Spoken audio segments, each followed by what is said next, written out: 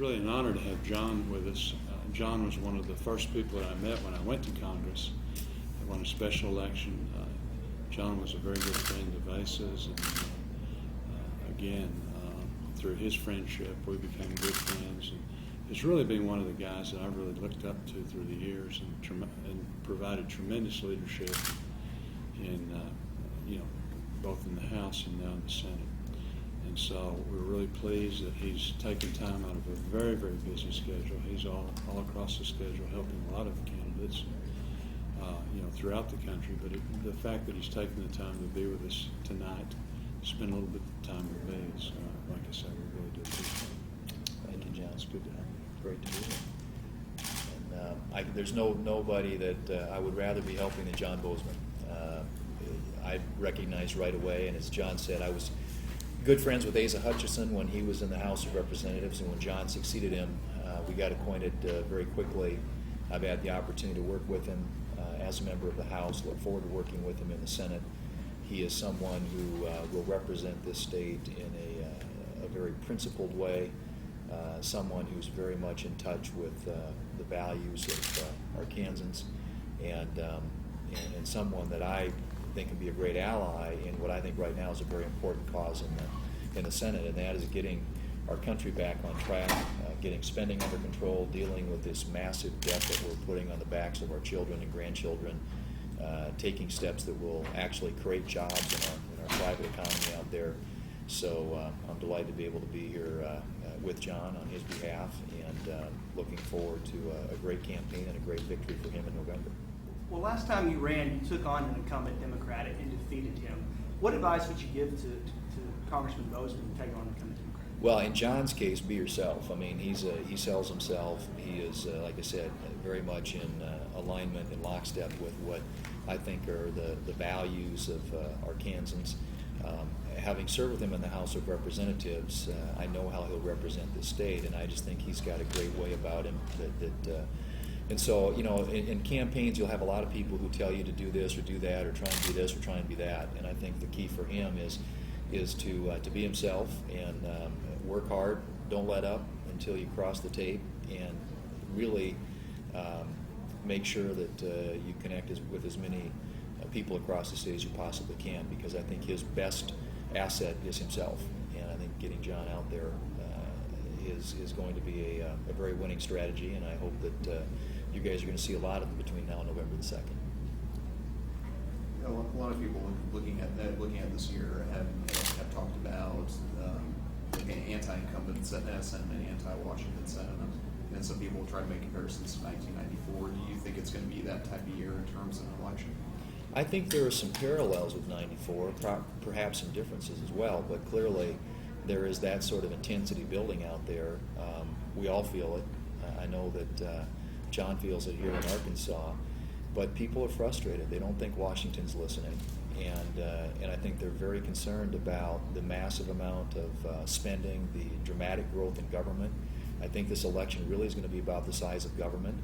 People are concerned about their freedoms. They're concerned about the quality of life, the standard of living that their children and grandchildren are going to inherit, because we haven't been able to live within our means. So it seems to me, at least, that there is a tremendous, at the grassroots level, energy out there, directed mostly at Washington, but I think primarily at those who are in charge in Washington right now, and that's the President Obama and his allies, his Democrat allies in the Congress. I don't know if you want to comment on that, what you're hearing. But. No, I agree totally. In fact, it's interesting that as we visited, had a chance to catch up a little bit, the same thing is just resonating in South Dakota as in Arkansas. Again, it's jobs, creating real jobs, and not the stimulus type of job where the money goes away, the job goes away. Supporting small business, the backbone of the country, and then again the deficit. And those are the issues I think that are all over the country. And there's just a marked difference in the way we feel like you should approach the solutions to those problems. Congressman, earlier today, Senator Lincoln, speaking at the Economic Developers event, it left open the possibility of supporting extending the Bush tax cuts for middle class, but not for what she called the super wealthy. Want to see what you thought about that idea. Well, I'm very much in favor of extending the tax cuts, period. In the economy that we have right now, I think this is the last thing, and most economists agree with that, as far as raising taxes. Much of that upper income bracket are small business that files S corporations. I think 50% of the income that's represented in that group is actually business income. And so to raise taxes, on that segment of small business, I think would be a terrible mistake. Another thing that Senator Lincoln's campaign said today, as well as the DSCC, it called the two of y'all Washington's most dangerous enemies to Social Security, referring to your support for privatizing Social Security. What are your thoughts on that, in response to that, and what is y'all's plan on Social Security? Well, it reminds me of 2001 when I first met John after winning a primary and then winning the election.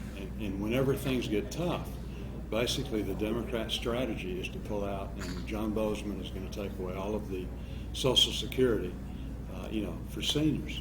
And my mom is 88. Nobody appreciates more than I do the importance.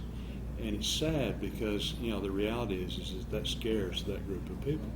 But it's also ironic that this is from a person who voted for health care. Was proud that she was the deciding vote, and yet that takes $500 billion out of that program, out of Medicare, adds 30% more patients. And I'll tell you, there's no ifs, ands, or buts. Quality of care will suffer as a result of that. I think it's a very predictable strategy. Dust off the playbook when you're behind and roll out the usual they're going to take away Social Security and Medicare argument, attack against Republicans. But I don't, I've had that, of course, leveled against me in a couple of sort of bare-knuckle Senate campaigns.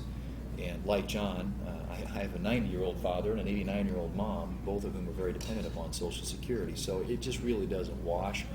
I think the important issue is that what seniors in Arkansas and seniors across this country need to understand is that everybody is committed to honoring the promise that we've made to our seniors and the people who are nearing retirement age. We all know that we're going to have to make some reforms in Social Security to make it viable for younger generations as they approach retirement age.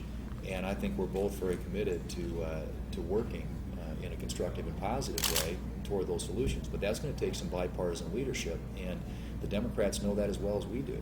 And it's unfortunate that every time a campaign season rolls around that they choose to attack Republicans, knowing full well that these are issues that we have to grapple with, and we need to do it in a bipartisan way. Hey, Congressman, Senator Lincoln's campaign had said that you had backed out of appearing at that economic development forum today after you realized it was a joint appearance. I want to give you a chance to respond to that. I to be honest, that was really the first thing that I'd really heard of it was today. And my understanding, Sarah, was that we'd given them plenty of notice that we just couldn't be there. 2 weeks ago we declined. Yes, and we've got the emails and the whole bit. We had a scheduling conflict for some reason from about a month and a half ago, so they weren't able to adjust. So. Yeah. So that's really the deal. I'll say this, I've been all over the state and will continue to be all over the state. The functions that we have are open to unless we're doing a fundraising event, but the vast majority of our events are meet and greets. We advertise them.